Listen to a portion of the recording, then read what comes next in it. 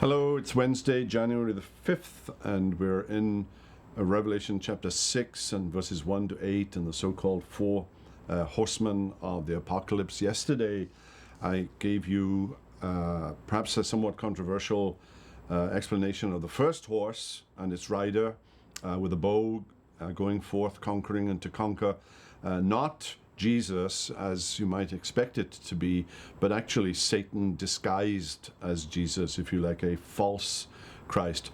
And I think that becomes clearer as we now look, picking it up at verse 3, because the second horse is a red horse, and he takes peace from the earth. The rider is given permission to take peace from the earth. He brings war, and people should slay one another, the text says, and he has a great sword in his hand. And it's a reminder of the prophecy of Jesus that there will be wars and rumors of wars and violence in the city. That was true in John's time. It's most certainly true in our time. Read the headlines this morning, and there's violence in the city. And Satan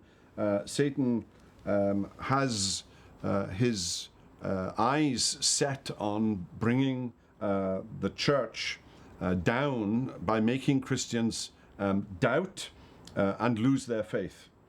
In verse 5, the third seal is broken, and this time it's a black horse and a pair of scales in his hand. Now, in times of famine, food was rationed using scales, and that's the imagery that's being employed here.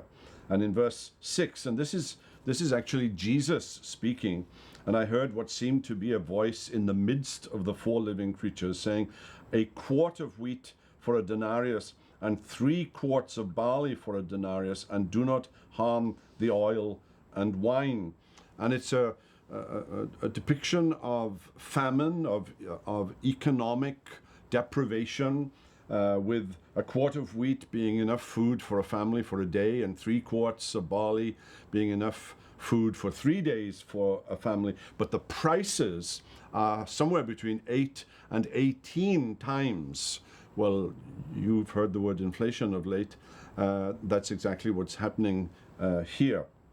It's a warning to the early church, as it is a warning to us, that if you live out and out for Christ, as these early Christians were doing, you can face economic deprivation. And the early church found it very difficult to be in business because of their testimony to Christ. And there's a lot of evidence of that in the first and second century. So John is speaking not of events just prior to the second coming, but he's actually speaking about events that were actually taking place in his own time, but it can equally be applicable to us. There's a cost in serving Christ. Well, we'll look at the fourth horse tomorrow, but for now, have a wonderful day.